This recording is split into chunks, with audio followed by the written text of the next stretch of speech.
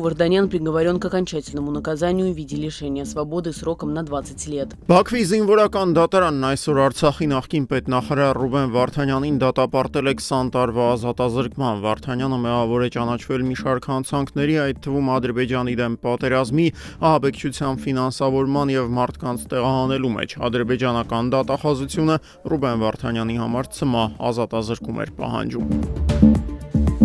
Այսօր Ժնևում Օմանի դեսպանատան շենքում մեկնարկել են Թեհրանի միջուկային ծրագրին նվիրված Իրано-ամերիկյան միջնորդավորված բանակցություններն։ Ամերիկյան կողմից դրանց մասնակցում են Սպիտակ տան հատուկ բանագնաց Սթիվ Ուիթքոֆը եւ նախագահ Դոնալդ Թրամփի փեսա Ջարեդ Քուշներն։ Իրանական պատվիրակությունը ղեկավարում է այդ երկրի արտգործնախարար Աբաս Արաղչին։ Իրանի գերագույն հոգեվոր առաջնորդ Ալի Խամենեին հրաժարվել է մեկնաբանել Ժնևյան բանակցությունների հնարավոր արդյունքները, նշելով, որ նման կանխատեսումները մեջբերում ապուշություն են։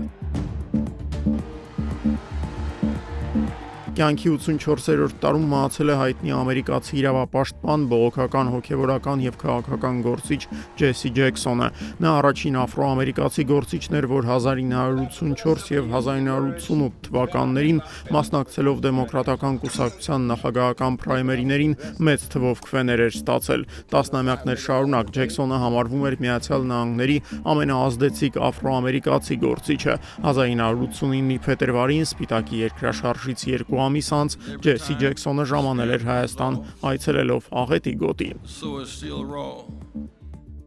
Թբիլիսին պատրաստ է ամբողջությամբ վերականգնել ԱՄՆ հետ ռազմավարական գործընկերությունն այսօր հայտարարել է Վրաստանի նախագահ Միխայել Կավելաշվիլին։ Շատ հարցերում մեր տեսակետները Միացյալ Նահանգների նոր վարչակազմի հետ համընկնում են։ Մենք ուշով հետևում ենք իրադարձությունների զարգացմանը, հատկապես հաշվի առնելով աշխարհում ստեղծված բարդ ու անկանխատեսելի աշխարհքաղաքական իրավիճակը, խորհրդանում իր ամենամյա ուղերձի ընթացքում հայտարարել է Կավելաշվիլին։